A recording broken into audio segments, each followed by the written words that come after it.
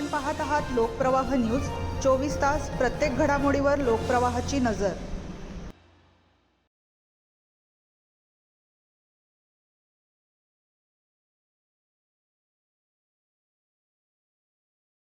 शहरातील द्वारका परिसरातील उड्डाणपुलाखाली पावसामुळे मोठ्या प्रमाणात चिखल साचल्याने वाहन चालकांसह पादचाऱ्यांना मोठ्या अडचणींचा सामना करावा लागत आहे।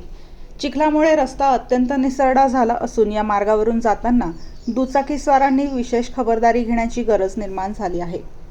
या निसरड्या रस्त्यावर शालेय विद्यार्थिनींसह 3 नागरिक आणि विद्यार्थ्यांना घसरून पडल्याचा प्रकार घडल्याची माहिती स्थानिक नागरिकांनी दिली। त्यामुळे या ठिकाणी मोठा अपघात होण्याची शक्यता निर्माण झाली असून प्रशासनाने तातडीने उपाययोजना कराव्यात अशी मागणी होत आहे।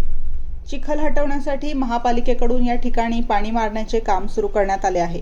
मात्र या उपाययोजनांनंतरही रस्त्याची परिस्थिती सुधारलेली नसल्याचे नागरिकांचे म्हणणे आहे। उलट पाणी मारल्याने रस्ता आणखी निसरडा होण्याची शक्यता व्यक्त केली जात आहे। उड्डाणपुलाखाली मोठ्या प्रमाणात चिखल साचल्याने वाहन चालकांना वाहने नियंत्रित करताना कसरत करावी लागत आहे।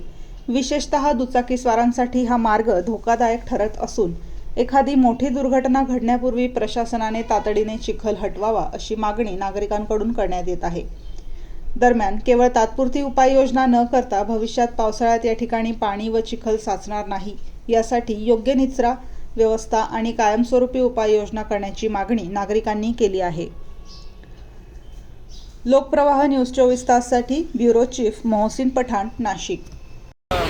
गाड्या आधी आमच्या 2 गाड्या स्लिप झाल्या, त्यांनी फक्त स्लिप झाल्या, आम्ही फक्त ब्रेक लावला, आम्ही ब्रेक लावला तर आम्ही दोघं पण पडलो खाली। मागं उभं राहिले पण गाड्या एकदम फास्टमध्ये नव्हत्या, हळू थांबल्या गाड्या।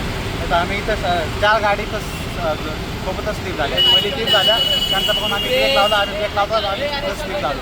एकदम इथून रोड पुन्हा सकाळ झाला आहे आणि प्रशासन ते पुढे धुवून राहिलं। इथं मेन जे गरज आहे तिथं धुवायचं सोडून पुढे धुवून राहिले। ते बरं नशीब आज आम्ही थोडंसं वाचलो। तर द्वारका सरकारच्या उड्डाणपुलाच्या खाली भरपूर चिखल साचलेला आहे, त्याच्यामुळे भरपूर जण पडत आहे खाली। आत्ताच एक मुलगी खाली पडली होती, तिला उचललं आणि हा चिखल लवकरात लवकर साफ केला पाहिजे।